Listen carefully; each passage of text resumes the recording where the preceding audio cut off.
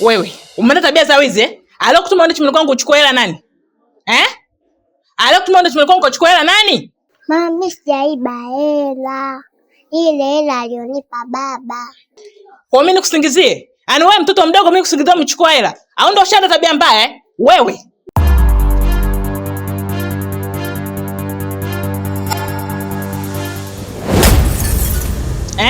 Hii ni nini? Wewe umeenda tabia mbaya eh? Wewe. Kwa nini umeenda tabia mbaya za kuiba hela? Wewe, alikutuma uchukue hela nani? Nani baba? Uchukue hela. Hii mikono yako ndo ya kuiba hela eh? Kwa nini uchukua hela eh? Kwa nini kwa mwizi? Wewe mdada.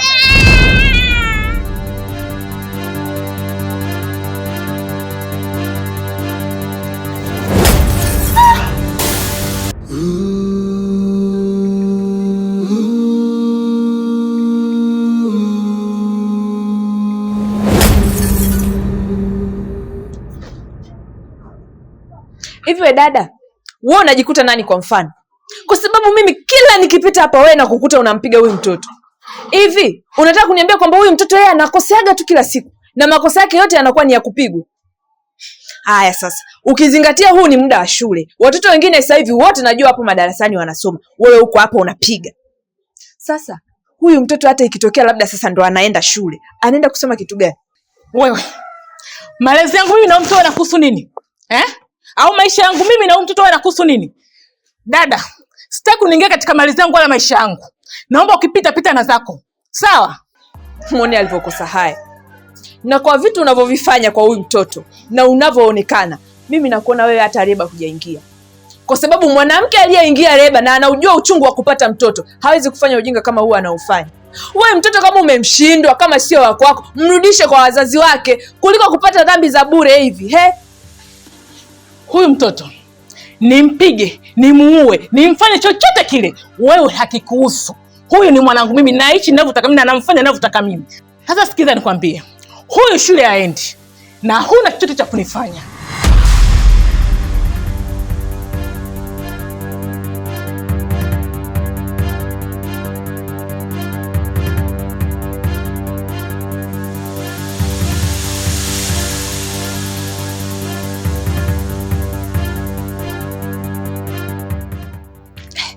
Yaani wanawake wengine sijui hata wapoje. Lakini mtoto sio wa kwake bwana. Yaani kama mtoto angekuwa wake hawezi kumfanyia hivi.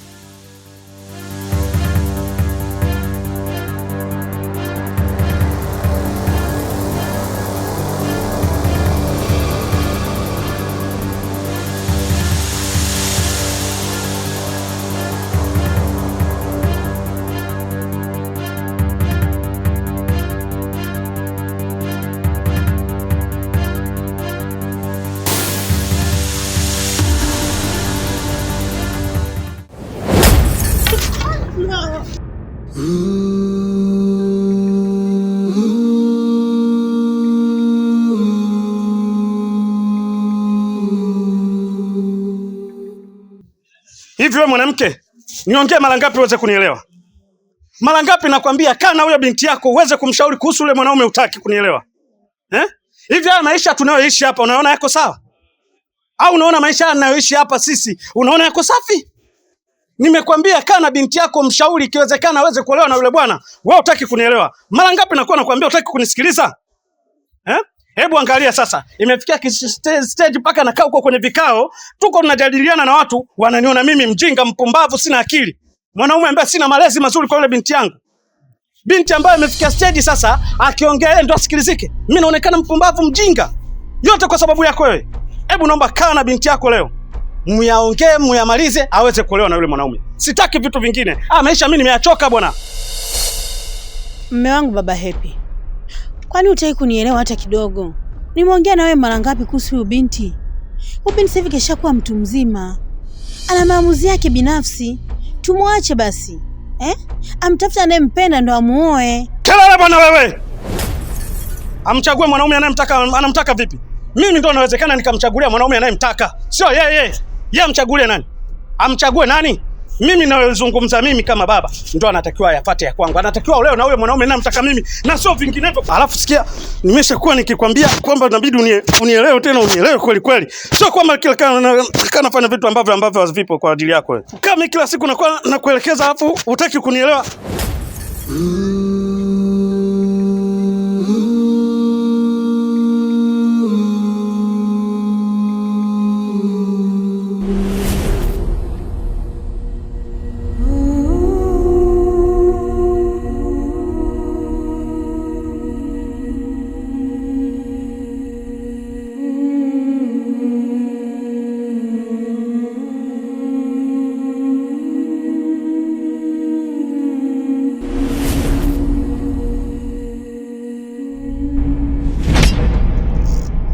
Hivyo unajikuta nani kwenye hii dunia?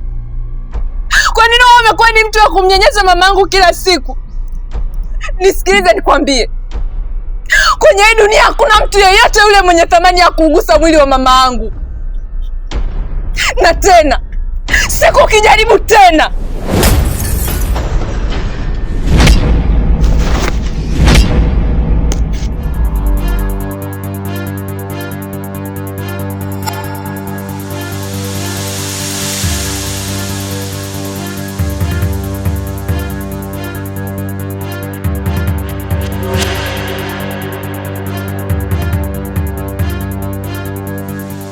Mama, uko sawa?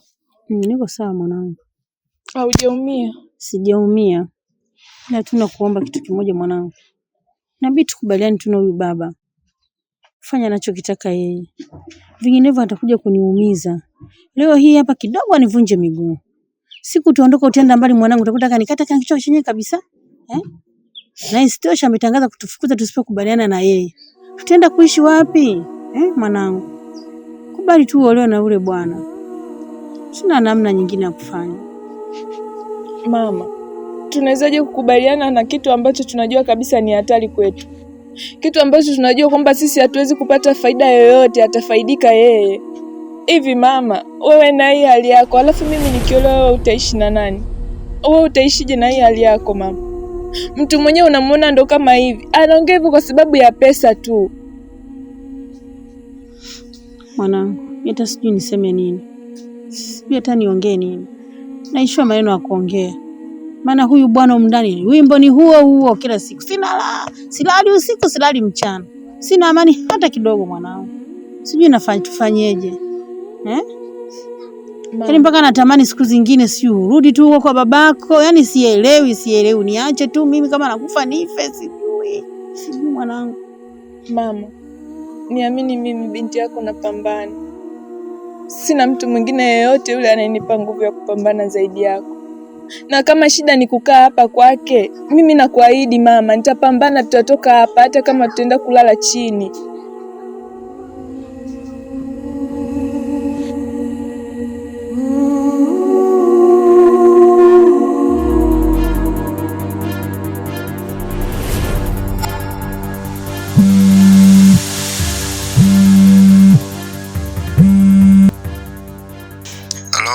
Mmeshafika hapo?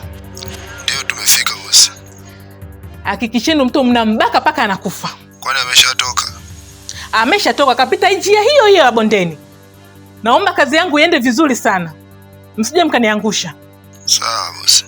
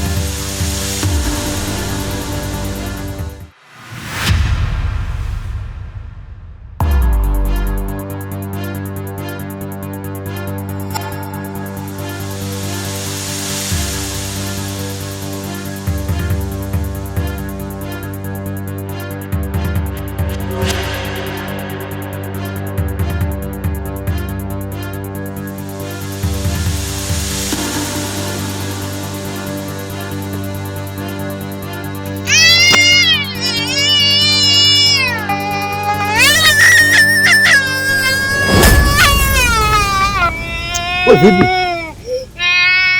Sikila kuuliza nini bali tufanye kazi ile tuleta. Kwa Kijungu. Unazingua ujue mwanangu.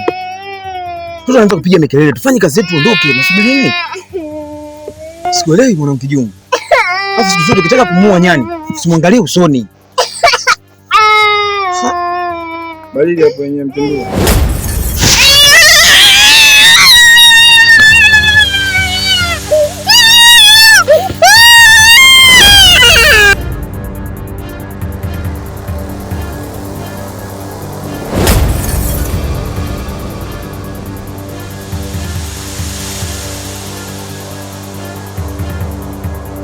Aviola,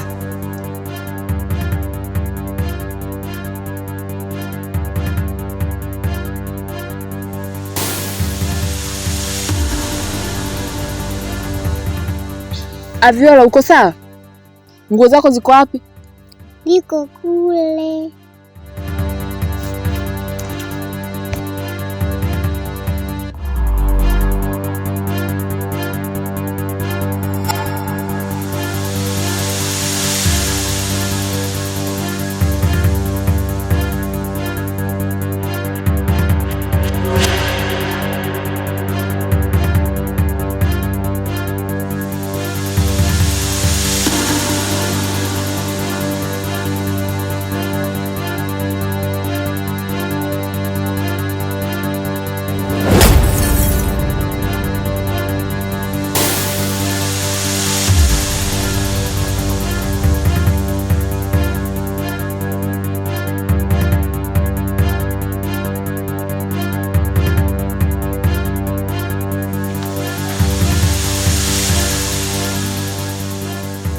Hivyo dada, sasa kuna haja gani ya kujiita mama kama kumwangalia mtoto uwezi?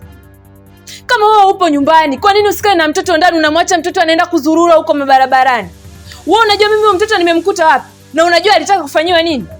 Hivi dada, unadhani huyo mtoto akikutwa na kitu kibaya, nani atalaumiwa kama sio wewe? Maana upo tu nyumbani, huna kazi nyingine unayoifanya. Sasa hivi ukipita barabarani, huwezi kumkuta mtoto hata mmoja anazurura anajua lote hili.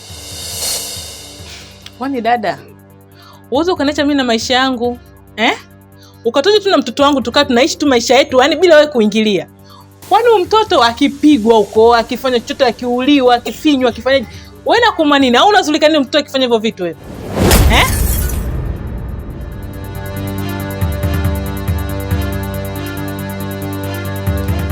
Hebu sikiza wewe dada. Naomba kaa mbali na maisha yangu. Niache mimi na mwanangu tuishi maisha yetu. Sawa? Yaani fanya kama vile hujawahi kutuona katika maisha yako. Sijui unanielewa? Na ukiendelea kunifuatilia katika maisha yangu, utafikishana pabaya. Naona huko naomba nataka tuelekee. Afu sikiza nikwambie kitu wewe dada. Yaani katika vitu ambavyo havipo kwenye akili yangu, basi ni wewe. Yaani mimi siwafikiri kabisa wala siwafuatilii. Lakini mimi siwezi mkuta huyu mtoto anafanywa kitu kibaya nikamwacha. Na pia nimeona njia salama ni kumleta mpaka hapa nyumbani. Dadangu, mimi nakushauri tu kitu kidogo tu. Kama huyu mtoto sio wa kwako, ni bora ukampeleka kwa wazazi wake. Usije ukapata lawama bure.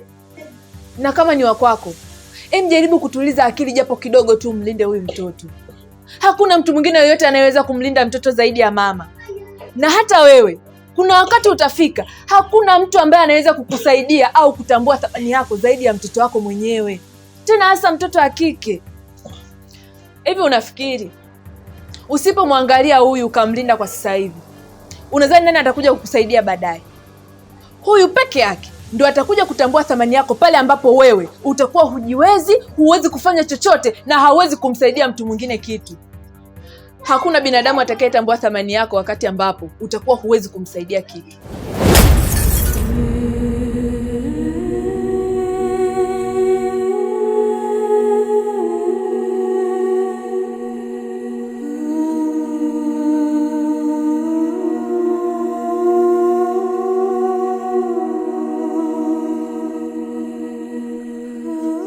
Hivi yule ni mama yako kweli?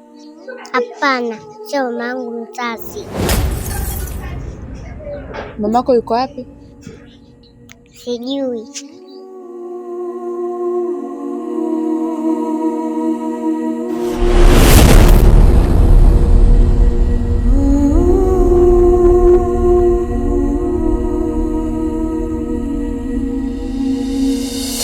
Bwana Ramshi.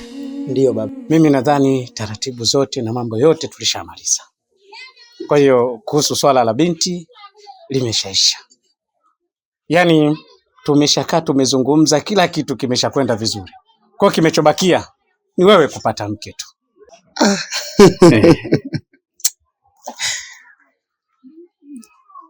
Nikushukuru sana mzee wangu. Sasa.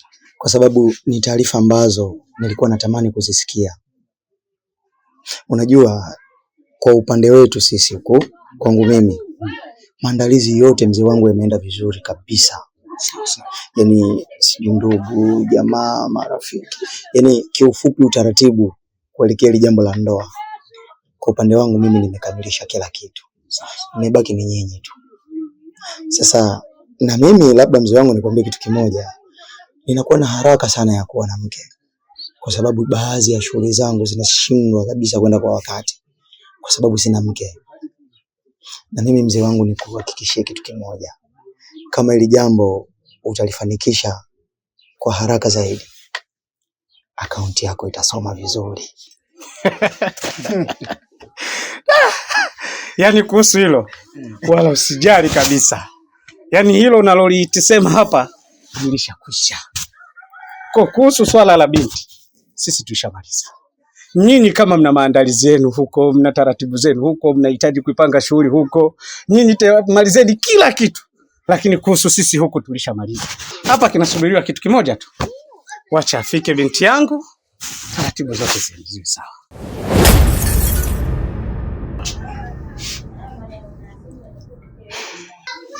Mwanangu wewe. Umeniita baba? Mwanangu nimekuita. Nadhani sitakuwa na mambo mengi ya kuelezea kuhusu mgeni wetu huyu, nadhani unamfahamu. Kwa hiyo kinachotakiwa mwanangu ni kukaa na mfanye naye mazungumzo. Baba bwana. Yaani baba mume umeniita, umenitoa kwenye kazi zangu, umenileta hapa, kumbe eti ni kwa sababu ya huyu mpuzi. Sasa huyu si anapajua nilipo mimi? Puuzi mwanangu? Huu sio puuzi. Hili nimelokuitia ni jambo la maana. Unasemaje tena upuuzi mwanangu? Hebu acha kufanya vitu vya kutaka kunibisha hapa mbele ya mgeni. Kinachotakiwa ukae utulie, uzungumze na mwanangu. Sawa? Zungumza na mwenzio vizuri. Bwana Ramshi, usijali sana. Binti yangu huyu namjua mwenyewe. Kwa hiyo mimi naamini wala hamna shida na kila kitu kitakuwa vizuri. Nachokuombeni tu baki unazungumza na mwenzio vizuri. Hebu mwanangu, fanya mazungumzo na mwenzio, sawa? Sawa. Baba, mimi niko ndani. Sawa.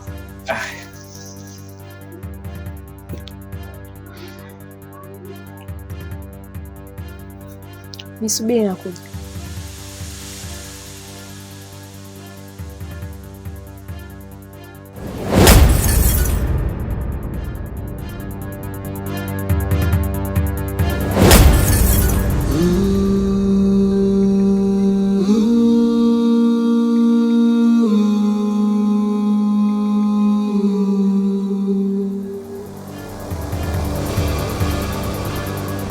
Hivi ni ujinga gani Kijungu umeufanya?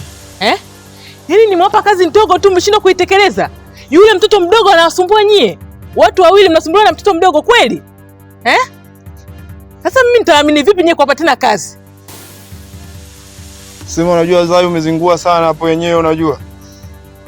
Oya mimi tangu nizaliwe sijawahi kupigwa na mtoto wa kike hata siku moja unajua ujue. Sema baridi tu hapo wenyewe.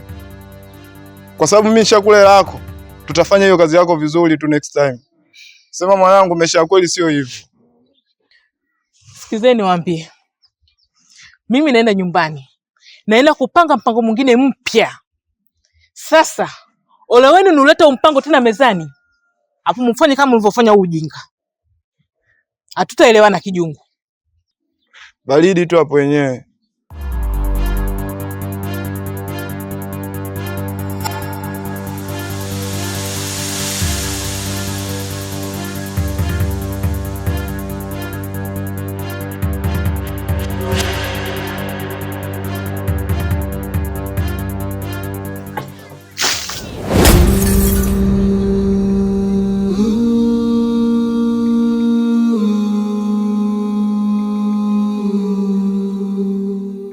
Sikiza nikwambie kitu. Mimi sikupendi. Sikuhitaji. Na hata dunia nzima isimame niangalie mimi iseme niolewe na wewe, siwezi kufanya hicho kitu Ramshi. Na kama ikitokea nimeolewa na wewe, basi utajutia maisha yako yote. Na kitu kingine, hakuna mtu yeyote yule anaweza kunipangia mimi niolewe na naye.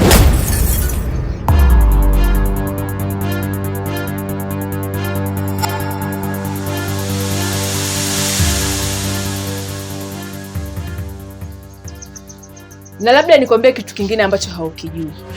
Huyu mzee kama umempa mahali, sijui umempatia pesa ya nini, hahusiki na chochote kuhusu mimi. Yaani kiufupi ni hivi, huyu sio babangu mzazi. Kwa hiyo hana mamlaka yoyote na mimi.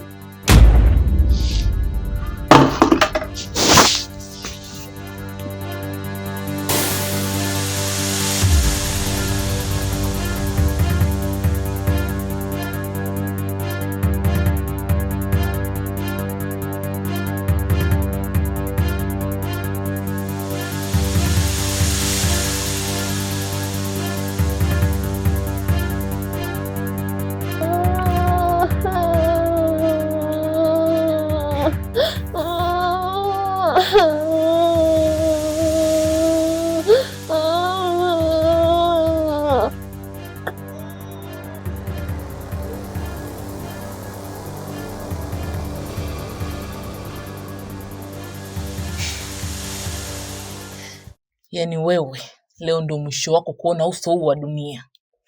Maisha yako leo yanaishia hapa. Yaani utakufa leo. Yaani nilivyokuwa sikupendi.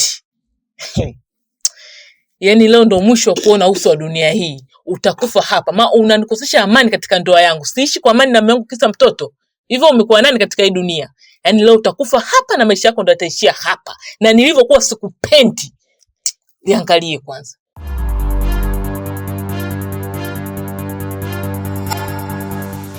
Kijungu, naomba fanya kazi yako.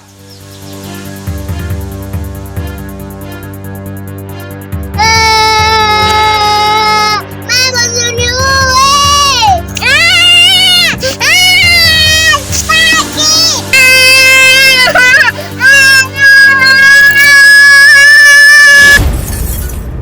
Miaka sasa imepita tangu tumzike baba, ndo chanzo cha kuwa na vita, ndugu kuuana. Wapo waloshika mapanga, wapo walenda kwa waganga, nyumbani ndo ikawa vita, ikabidi tuyamekaa.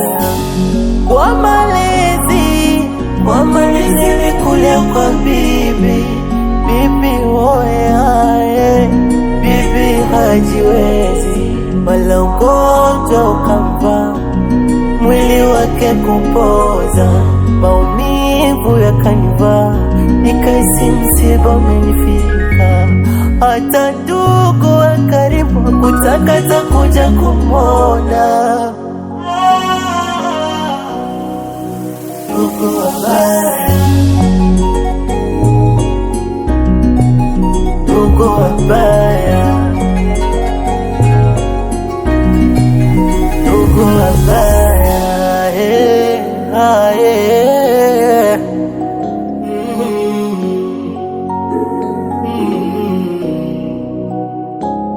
Machozi hayaniishi tangu nimzike bibi. Sina rafiki ndugu wa karibu wa kunifariji. Nikamia Dar es Salaam kuja kusaka tonge. Kama jinsi mnafahamu, tusiona ndugu si wanyonge. Napambana, sioni mbele, sioni nilipotoka, wala ugonjwa ukamvaa, mwili wake kupoza, maumivu yakanivaa, nikaisi msiba umenifika. Hata ndugu wa karibu hakutaka takuja kumwona.